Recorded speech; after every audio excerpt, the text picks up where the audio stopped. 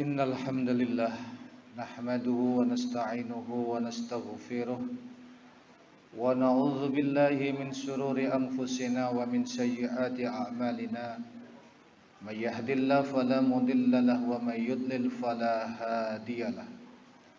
Asyhadu an la ilaha illallah wahdahu la syarika lahu wa asyhadu anna Muhammadan abduhu wa rasuluhu la nabiyya ba'dah. Allahumma salli wa sallim wa barik ala sayyidina wa maulana Muhammad ibn Abdullah wa ala alihi wa ashabihi wa man wala. Faya ibadallah usikum wa nafsi bitaqwallah wa ta'atihi la'allakum tuflihun. Qala Allah ta'ala fil Qur'anil Karim, a'udzu billahi minasy syaithanir rajim. Ya ayyuhalladzina amanu taqullaha haqqa tuqatih wa la tamutunna illa wa antum muslimun.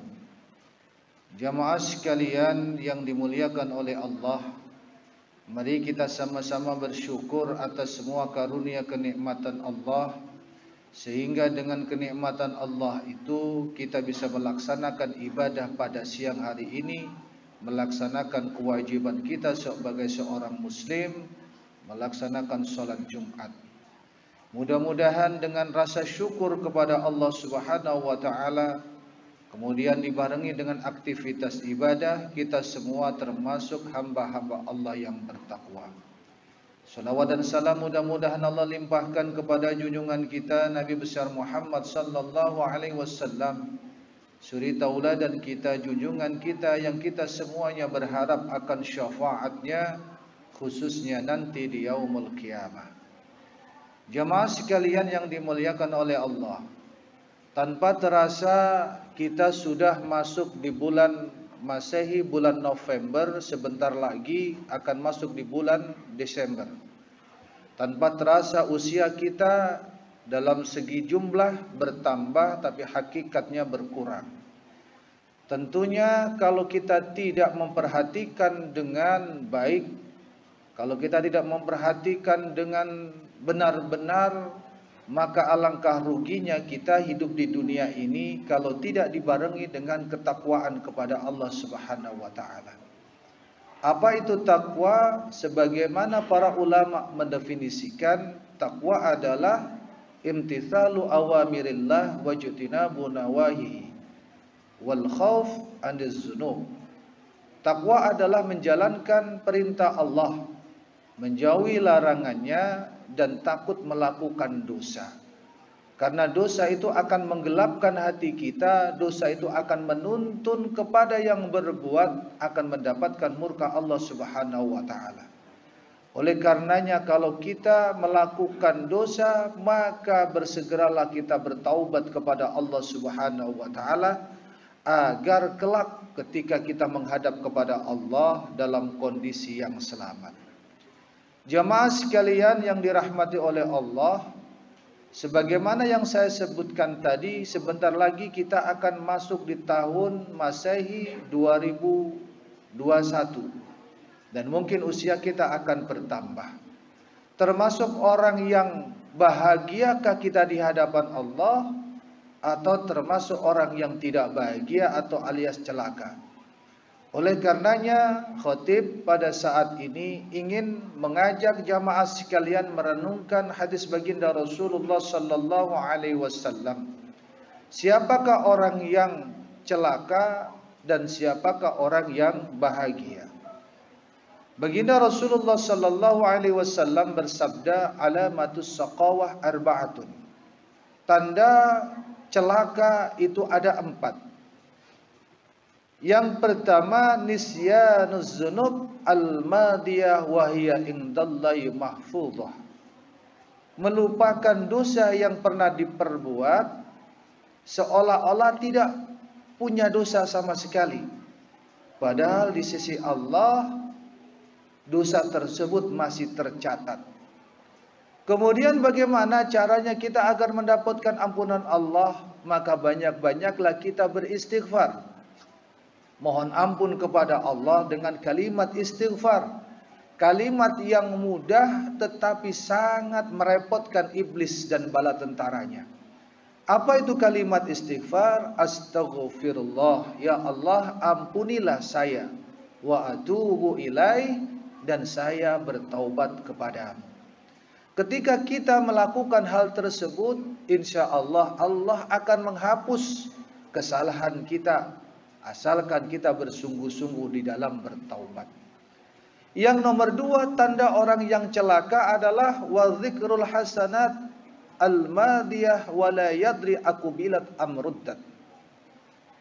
Menceritakan, membangga-banggakan kebaikan yang pernah dilakukan, padahal kita tidak mengetahui ibadah tersebut itu diterima atau ditolak oleh Allah Subhanahu wa taala.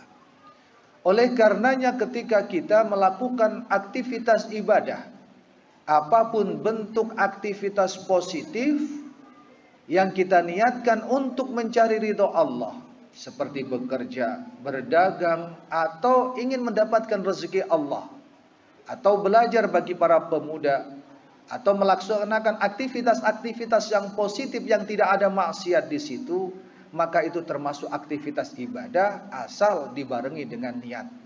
Sebagaimana hadis Rasul, innamal a'malu binniyat wa innamal likulli imri'in ma nawa. Segala aktivitas itu akan sah kalau dibarengi dengan niat. Segala aktivitas itu akan bernilai ibadah kalau ada niat. Dan setiap individu ada niatnya. Barang siapa yang berniat untuk hijrah, untuk beribadah kepada Allah, dan untuk mendapatkan sunnah Rasul, maka dia akan mendapatkan itu. Bekerja, berdagang, belajar adalah aktivitas yang diridhoi oleh Allah dan salah satu bentuk sunnah Rasulullah sallallahu alaihi wasallam. Oleh karenanya ketika kita beribadah, jangan sekali-kali kita pamerkan, jangan sekali-kali kita sebut-sebut, karena ibadah itu mutlak hanya untuk Allah. Tujuan kita hanya ingin mendapatkan ridho Allah Subhanahu wa taala.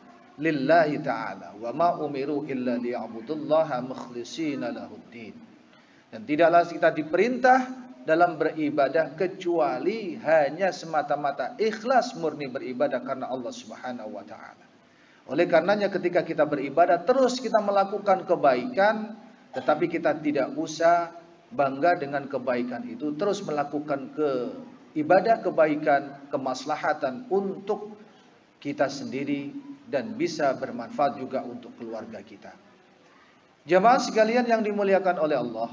Kemudian yang nomor 3 adalah wa nadharahu ila man fawqahu fid dunya. Melihat seseorang itu hanya dalam segi materi dunia. Jadi ketika kita menghormati orang, kita hormati karena materinya, karena dunianya.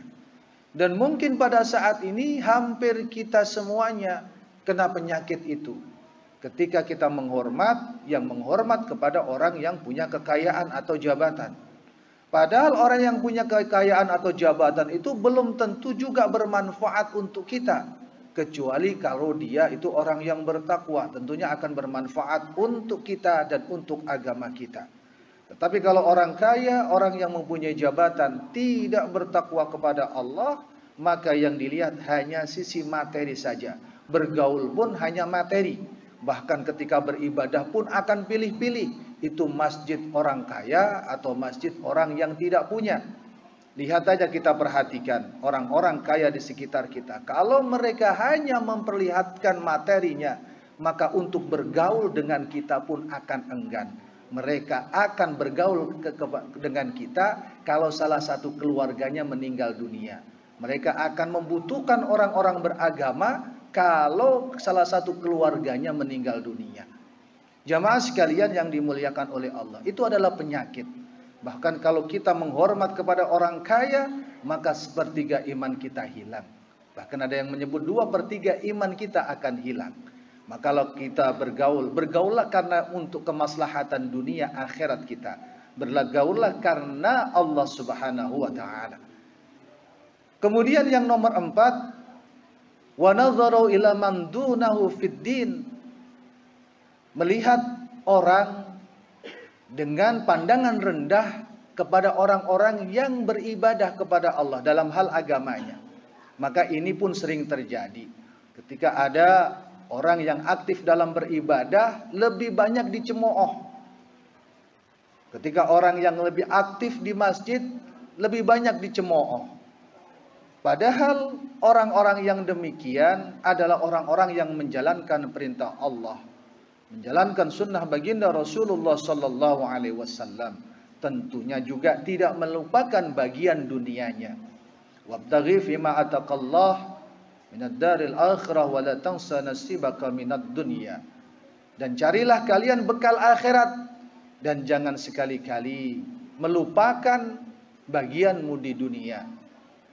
Karena akhirat adalah yang utama. Akhirat adalah yang kekal. Akhirat adalah tempat kita hidup selama-lamanya. Wal akhiratu khairu wa abqa. Akhirat adalah lebih baik dan lebih kekal. Ma'asyiral muslimin wa zumratal mu'minin rahimakumullah. Itu adalah tanda-tanda orang yang celaka menurut baginda Rasulullah sallallahu alaihi wasallam. Sedangkan orang-orang yang bahagia menurut baginda adalah kebalikan dari hal tersebut, dari empat tersebut.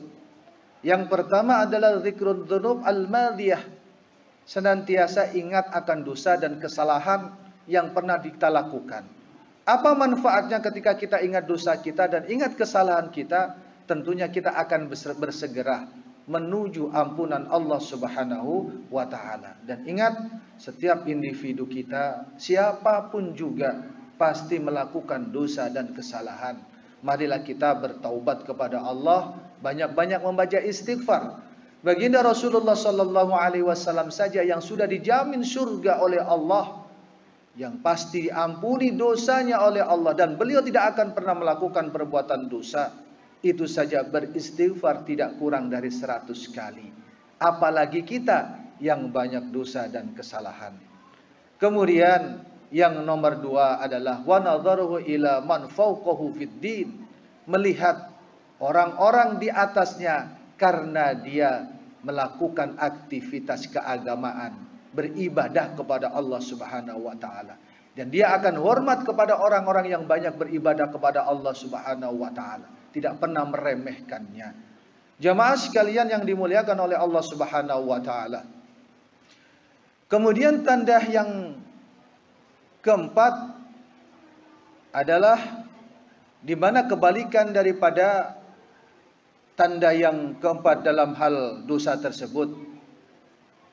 Wa nadharuhu ila mad-dunya dzikru dzunub al-madiyah wa nisyanul hasanat al-madiyah. Melupakan kebaikan yang pernah diperbuat, tidak pernah mengungkapkan, tidak pernah menceritakan kepada orang lain, dan dia tidak bangga dengan kebaikan yang dilakukannya, karena tujuannya adalah untuk beribadah kepada Allah Subhanahu wa taala. Dari keempat hal tersebut, yang pertama mengingat dosa, melupakan kebaikan, melihat orang di dunia dengan pandangan yang tidak berlebihan, melihat orang yang beribadah kepada Allah dengan pandangan yang hormat, maka itu adalah tanda-tanda termasuk orang yang bahagia, yang tentunya tanda-tanda kebahagiaan tersebut akan didapatkan ketika dia akan pulang menghadap kepada Allah Subhanahu wa taala. Karena hakikatnya kita semuanya di dunia ini hanya sebatas singgah, hanya sebatas sementara, tidak akan lama. Ibaratnya dalam suatu perjalanan, kita ini tidak akan menetap selama-lamanya di dunia, dan akhiratlah kampung kita yang kekal dan abadi. Ma'asyiral muslimin wa zumratal mu'minin rahimakumullah. Sekali lagi khatib mengingatkan kepada pribadi khatib dan mengajak jamaah sekalian, mari kita orientasikan, kita senantiasa beribadah kepada Allah Subhanahu wa taala, melakukan aktivitas-aktivitas yang positif, senantiasa mengingat Allah, berzikir kepada Allah, banyak-banyak membaca istighfar, banyak-banyak membaca sholawat, banyak-banyak beribadah yang lainnya seperti membaca Al-Quran, memperbanyak sholat sunnah, dan hal-hal positif yang lainnya.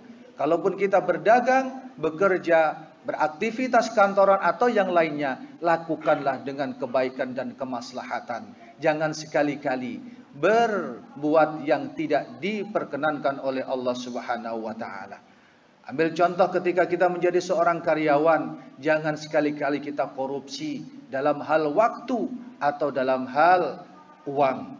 Dalam hal waktu adalah ketika kita mencuri waktu dalam hal aktivitas bekerja tersebut, maka itu termasuk bagian daripada korupsi. Dan tentunya itu semuanya akan dimintai pertanggungjawaban oleh Allah Subhanahu wa taala.